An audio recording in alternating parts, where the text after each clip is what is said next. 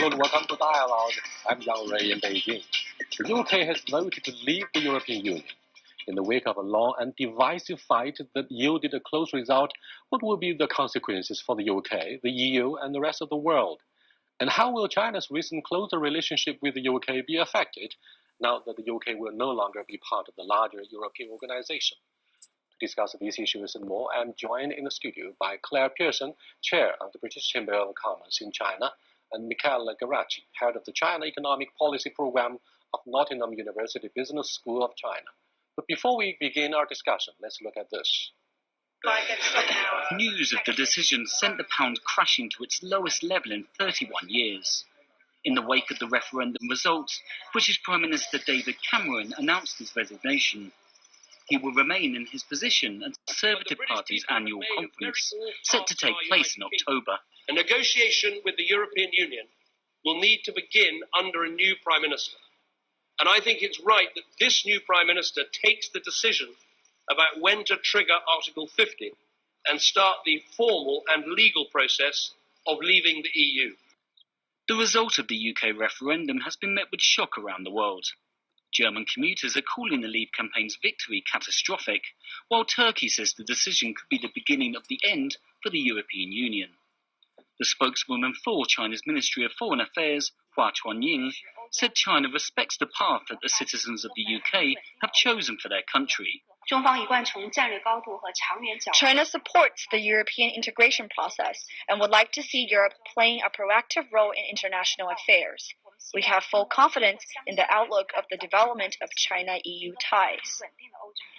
The UK's unprecedented vote to leave the European Union rocked the financial world on Friday, and oil prices crashed, and the British pound hit its lowest level in 3 decades. The pound has lost more than 18 US cents of its value, and the euro is down by 3.2%. Welcome back. What would happen next, Claire? Well, I think this is going to be a period of reflection, Ray. I think a change like this, no doubt a momentous change, is going to cause Brussels and the UK to really think about the future, economically, politically, socially.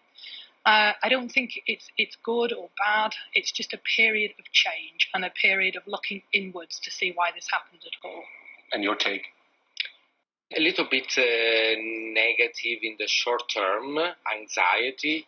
We saw the market going down. Market go down not when there is bad news, but when there is increase in uncertainty. And so people, just in case, they sell. Maybe overreacting, maybe there will be further downfall in prices, in values of currencies, until people really understand what's going on. Because the question is, we know that UK will leave. We don't know where it ends up. Is it going to end up like Switzerland, like Norway, like Russia, free trade of goods, free movement of people, none of them?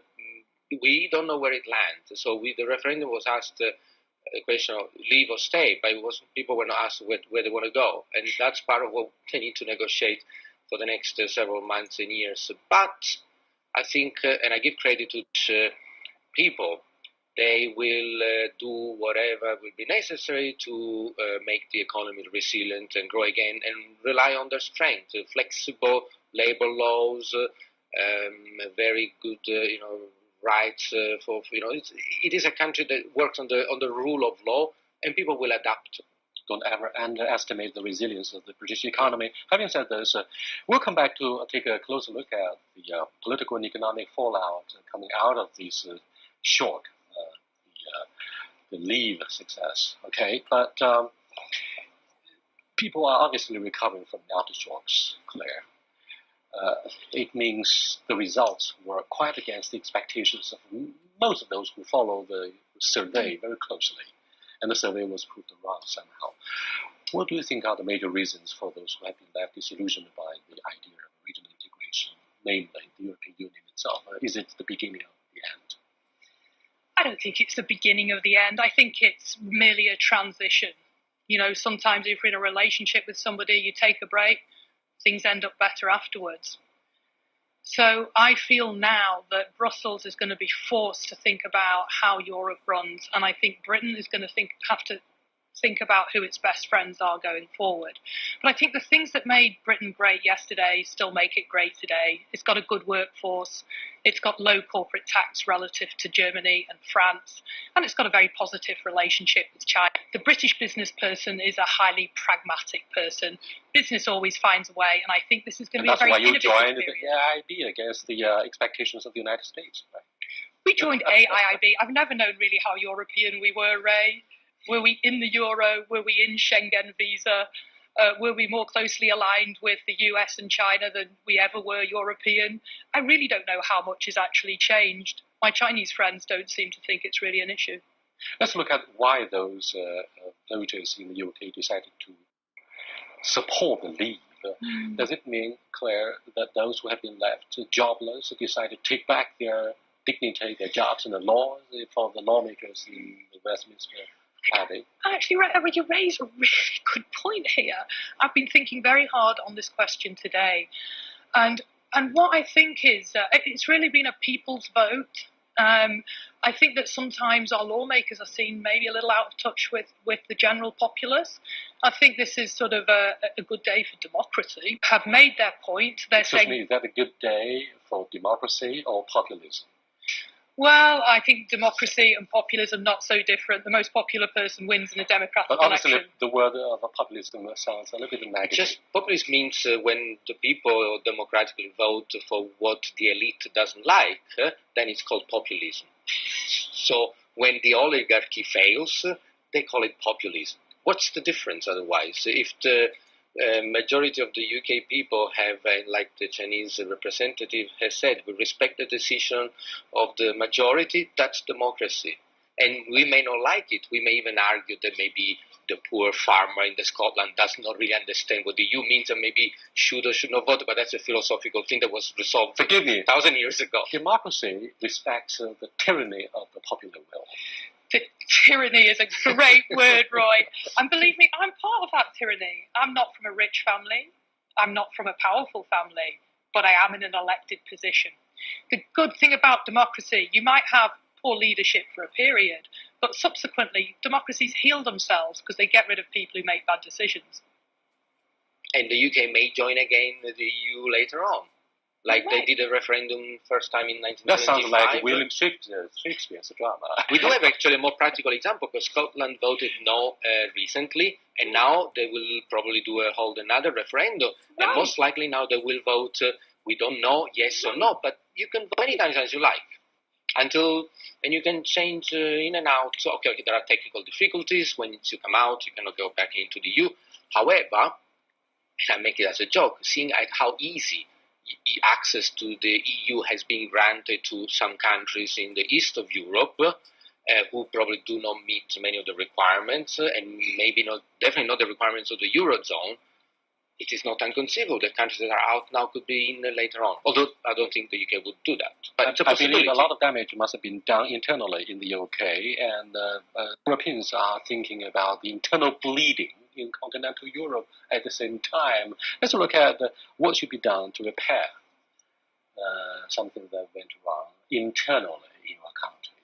Do you know what? Oh, by the way, this success of the Leave campaign never means we'll stop loving Britain. Although I deliberately get rid of the word Great Britain. Oh, right. Please don't get rid of the word great and don't get rid of the word united. We're still great. We're still united. No, still great, remember, we're just about to go on our summer holiday in Great Britain, Ray. So I think there's never been a better time to sit on the beach in Italy or in France and think about what just occurred. You talk about internal bleeding. I think there'll be internal heeding of the vote. The good thing about democratic politicians is they have to listen to the people. And yes, one leader is going to go down, but that might create space for another leader to come up. Look at Nicola Sturgeon. She's going to get a lot of airtime. David Cameron might be off the airwaves, but I can see other people popping up. The UK's Independence Party won big in the local elections, but there was only one seat for the UKIP. That's why the former party chief, Nigel Farage. Nigel Farage. Yeah, Farage, sorry. It's a French name. He resigned. He resigned. So do you think the campaign success for Leave will help the UK's Independence Party make a political comeback, and there will definitely be an injection of vigor into their campaign? They're going to become yet another major party. Indeed, this kind of results, for some people unexpected, do reinvigorate alternative views and alternative methods of governing a country with alternative parties. And like you just said, this is now the time for the UK to try anything. Cameron has maybe rightly stepped down. He's leaving the door open to someone else. There is going to be a difficult situation. There will be emergence or re-emergence of old ideas like you.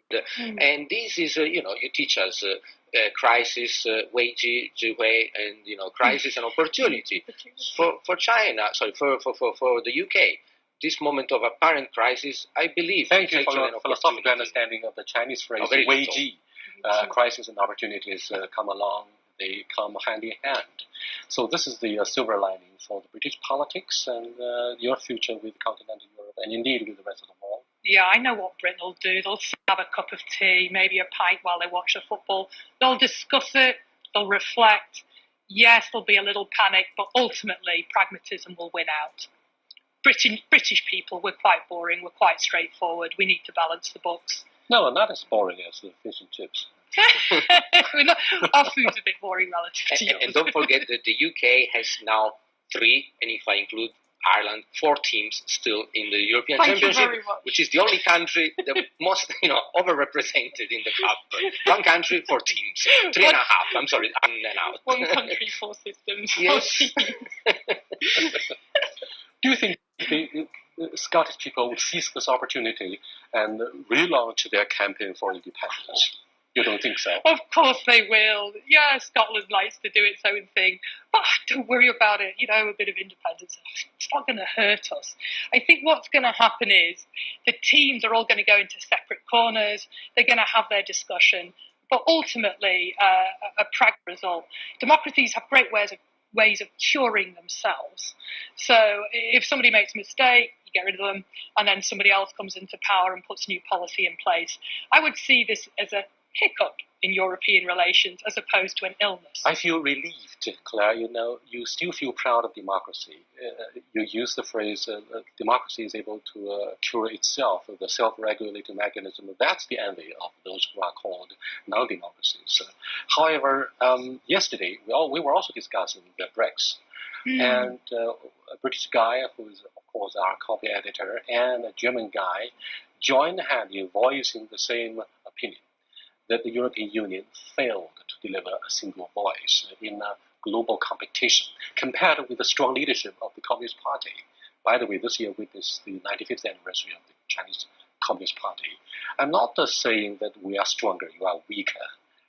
But what do you think of the competitive edge of a pretty loose European Union, or just beginning for a process of serious reforms for the European Union? They should reflect. As you said at the very beginning, it's time for reflection.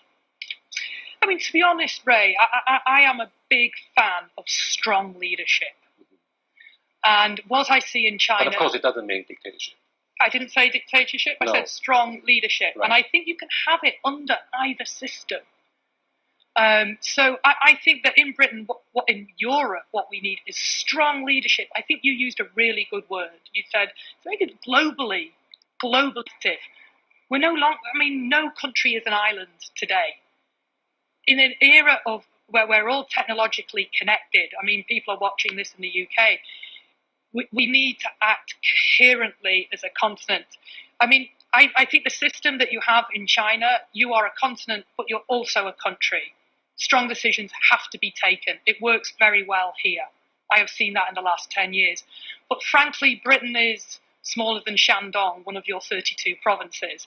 So we still have time and space for democracy. It's very pleasant. Small in size, Britain is a financial center of the world. But I'm pretty skeptical what's going to happen after you decide to leave the European Union.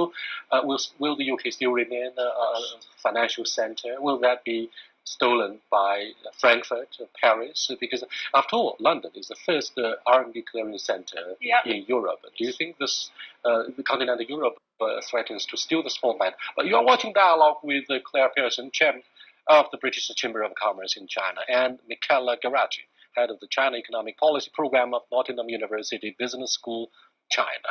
We'll be back in a short while.